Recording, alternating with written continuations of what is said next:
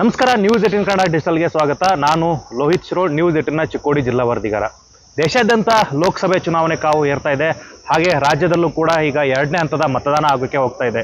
So 2ನೇ ಹಂತದಲ್ಲಿ ಬಹುತೇಕ ನಾಯಕರು ಏನಂತಂದ್ರೆ ಮತಗಳನ್ನ ಗಿಟ್ಟಿಸೋಕೆ ನಾನಾ ಕಸರತ್ತುಗಳನ್ನ ಮಾಡ್ತಾ ಇದ್ದಾರೆ. ಇವತ್ತು ವಿಶೇಷವಾಗಿ ಇವತ್ತು ಗಡಿ ಜಿಲ್ಲೆ ಬೆಳಗಾವಿ ಬರುತ್ತೆ. ಆ ಬೆಳಗಾವಿ ಆಗಿರ್ಬೋದು, ಚಿಕ್ಕೋಡಿ ಲೋಕಸಭೆ ಆಗಿರ್ಬೋದು, ಮಹಾರಾಷ್ಟ್ರಕ್ಕೆ ಹೊಂದ್ಕೊಂಡಿರ್ತಕ್ಕಂಥ ಹಿನ್ನೆಲೆಯಲ್ಲಿ ಇವತ್ತು ಮರಾಠ ಮತಗಳ ಮೇಲೆ ಎರಡೂ ಪಕ್ಷದ ನಾಯಕರು ಕಣ್ಣಿಟ್ಟಿರ್ತಕ್ಕಂಥದ್ದು. ಆ ಹಿನ್ನೆಲೆಯಲ್ಲಿ ಈಗ ಮಹಾರಾಷ್ಟ್ರ ನಾಯಕರನ್ನ ರಾಜ್ಯಕ್ಕೆ ಕರೆಸಿ ಅವರಿಂದ ಮತ ಬೇಟೆ ಮಾಡೋದಕ್ಕೆ ಈಗ ಮುಂದಾಗಿರ್ತಕ್ಕಂಥದ್ದು. ಸೊ ಯಾಕೆ ನಾವು ಇವತ್ತು ಮಹಾರಾಷ್ಟ್ರದ ಬಗ್ಗೆ, ಮಹಾರಾಷ್ಟ್ರ ನಾಯಕರ ಬಗ್ಗೆ ಮಾತನಾಡ್ತಾ ಇದ್ದೀವಿ ಅನ್ನುವಂಥ ವಿಚಾರ ಹೇಳೋಕ್ಕೂ ಮುಂಚೆ ಒಂದಷ್ಟು ಫ್ಲಾಶ್ ಬ್ಯಾಕ್ ಅನ್ನ ನೋಡೋಣ. ಸದಾ ಏನಂತಂದ್ರೆ ನೆಲ ಜಲ ಭಾಷೆ ಬಂದಂಥ ಸಂದರ್ಭದಲ್ಲಿ ಮಹಾರಾಷ್ಟ್ರ ನಾಯಕರಾಗಿರ್ಬೋದು, ಮಹಾರಾಷ್ಟ್ರದ ಏನಿವತ್ತು ಸರ್ಕಾರದ ಮೇಲೆ ನಮ್ಮ ಸರ್ಕಾರಗಳು ಆಗಿರ್ಬೋದು ಅಥವಾ ನಮ್ಮ ನಾಯಕರು ಮಹಾರಾಷ್ಟ್ರದ ನಾಯಕರ ಮೇಲೆ ಸದಾ ಹರಿಹಾಯ್ತಾನೆ ಇರ್ತಾರೆ.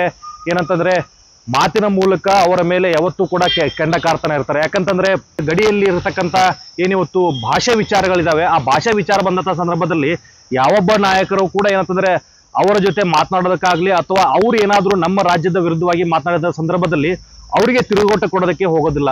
ಆದ್ರೆ ಚುನಾವಣೆ ಬಂದ ಸಂದರ್ಭದಲ್ಲಿ ಪರಿಸ್ಥಿತಿ ಆ ರೀತಿ ಇರಲ್ಲ.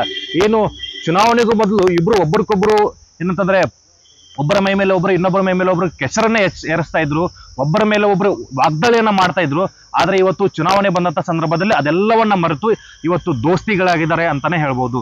ಸೊ ಏನಂತಂದ್ರೆ ಪ್ರಮುಖವಾಗಿ ಬೆಳಗಾವಿ ಆಗಿರ್ಬೋದು, ಖಾನಾಪುರ ಆಗಿರ್ಬೋದು, ನಿಪ್ಪಾಣಿ ಆಗಿರ್ಬೋದು, ಕಾಗವಾಡ ಮತಕ್ಷೇತ್ರ ಆಗಿರ್ಬೋದು, ಈ ಒಂದು ಭಾಗದಲ್ಲಿ ಅತಿ ಹೆಚ್ಚಿನ ಪ್ರಾಬಲ್ಯವನ್ನ ಮರಾಠ ಸಮುದಾಯ ಕೂಡ ಇಲ್ಲಿ ಹೊಂದಿರತಕ್ಕಂಥದ್ದು.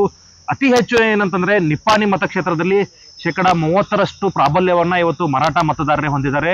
ಇಡೀ ಚಿಕ್ಕೋಡಿ ಲೋಕಸಭೆಯವನ್ನ ಒಂದು ಚಿತ್ರಣ ನೋಡೋದಾದ್ರೆ ಸುಮಾರು 2 ಲಕ್ಷದವರೆಗೂ ಕೂಡ ಇವತ್ತು ಮರಾಠ ಮತದಾರರಿದ್ದಾರೆ.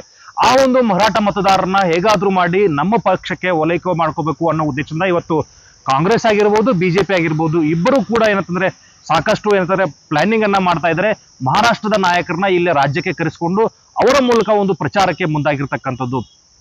ಇವತ್ತು ಏನಂತಂದ್ರೆ ಕಾಂಗ್ರೆಸ್ ಪರವಾಗಿ ಏನು ಕಾಂಗ್ರೆಸ್ ಅಭ್ಯರ್ಥಿ ಪ್ರಿಯಾಂಕಾ ಜಾರಕಿಹೊಳಿ ಇದ್ದಾರೆ, ಆ ಜಾರಕಿಹೊಳಿ ಪರವಾಗಿ ಇವತ್ತು ಶರದ್ ಪವಾರ್ ಅವರು ಬಂದು ನಿಪ್ಪಾಣಿಯಲ್ಲಿ ಬಂದು ಇವತ್ತು ಬೃಹತ್ ಸಭೆಯನ್ನ ಉದ್ದೇಶಿಸಿ ಮಾತನಾಡಲಿದ್ದಾರೆ. ನಿಪ್ಪಾಣಿಯಲ್ಲಿ ಏನು ಅತಿ ಹೆಚ್ಚಿನ ಮರಾಠ ಮತದಾರರೇ, ಆ ಮರಾಠ ಮತದಾರನ ಓಲೈಕೆ ಮಾಡಿಕೊಂಡು ಕಾಂಗ್ರೆಸ್ ಪರವಾಗಿ ಮತ ಚಲಾಯಿಸಿ ಅನ್ನುವಂಥ ವಿನಂತಿಯನ್ನ ಮಾಡಿಕೊಂಡು ಹೋಗ್ಲಿಕ್ಕೆ ಇವತ್ತು ಬರ್ತಾ ಇದ್ದಾರೆ. ಅದೇ ರೀತಿ ಬಿಜೆಪಿಯನ್ನು ಕೂಡ ಹಿಂದೆ ಉಳ್ಕೊಂಡಿಲ್ಲ. ಜೊತೆಗೆ ಬಿಜೆಪಿಯವರು ಕೂಡ ಮಹಾರಾಷ್ಟ್ರದ ಮುಖ್ಯಮಂತ್ರಿ ಹಾಗೆ ಉಪಮುಖ್ಯಮಂತ್ರಿಯನ್ನ ಚಿಕ್ಕೋಡಿಗೆ ಕರೆಸಿ ಅವರ ಮೂಲಕ ಏನಂತಂದ್ರೆ ಮರಾಠ ಮತಗಳ ಬೇಟೆ ಆಡೋದಕ್ಕೆ ಇವತ್ತು ಹೊರಟಿದ್ದಾರೆ. 2ನೇ ತಾರೀಕಿಗೆ ಅಂದ್ರೆ ನಾಳೆ ಮಹಾರಾಷ್ಟ್ರದ ಮುಖ್ಯಮಂತ್ರಿ ಏಕನಾಥ್ ಶಿಂದೆ ಅವರನ್ನ ನಿಪ್ಪಾಣಿಗೆ ಕರೆಸಲಾಗುತ್ತೆ. ನಿಪ್ಪಾಣಿಯಲ್ಲಿ ಬೃಹತ್ ಸಭೆಯನ್ನು ಆಯೋಜನೆ ಮಾಡಿ ಅಲ್ಲಿ ಮರಾಠ ಮತದಾರರನ್ನ ಕೂಡಿಸಿ ಅಲ್ಲಿ ಬಿಜೆಪಿ ಪರವಾಗಿ ಮತಗಳನ್ನ ಚಲಾಯಿಸುವಂತೆ ಏಕನಾಥ್ ಶಿಂದೆ ಮೂಲಕ ಮರಾಠ ಮತದಾರನ ಓಲೈಕೆ ಮಾಡಿಕೊಳ್ಳಲಾಗುತ್ತೆ. ಅದರ ಬಳಿಕ ಅವರು ಬೆಳಗಾವಿ ಹೋಗ್ತಾರೆ. ಬೆಳಗಾವಿಯಲ್ಲೂ ಕೂಡ ಒಂದು ಬೃಹತ್ ಸಭೆಯನ್ನ ನಡೆಸಲಾಗುತ್ತೆ.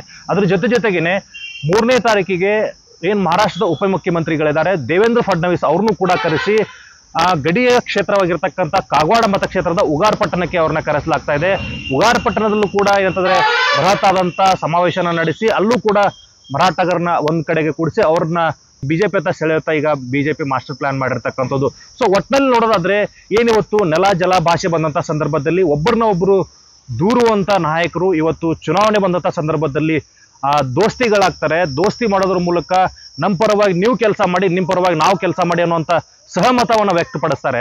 ಅದೇ ರೀತಿ ನಿತ್ಯ ಅಂದ್ರೆ ಏನು ಇವತ್ತು ಗಡಿ ವಿಚಾರ ಆಗಿರ್ಬೋದು, ನೀರಿನ ವಿಚಾರ ಆಗಿರ್ಬೋದು, ಇನ್ನು ಉಳಿದಿರ್ತಕ್ಕಂಥ ವಿಚಾರದಲ್ಲೂ ಕೂಡ ಮಹಾರಾಷ್ಟ್ರ ನಾಯಕರು, ಕರ್ನಾಟಕ ನಾಯಕರು ಒಂದಾಗಿ ಕೆಲಸ ಮಾಡಲಿ, ಒಗ್ಗಟ್ಟಾಗಿ ಕೆಲಸ ಮಾಡಲಿ, ಸಹಮತದಿಂದ ಏನು ಇವತ್ತು 2 ರಾಜ್ಯಗಳ ಮಧ್ಯೆ ಸಮಸ್ಯೆಗಳು ಬರ್ತವೆ ಆ ಸಮಸ್ಯೆಗಳನ್ನ ಬಗೆಹರಿಸಿಕೊಳ್ಳಿ ಅನ್ನುವಂಥ ಮಾತನ್ನ ಇಲ್ಲಿನ ಸ್ಥಳೀಯರು ವ್ಯಕ್ತಪಡಿಸ್ತಾ ಇದ್ದಾರೆ ಅಂತ ಹೇಳ್ಬೋದು.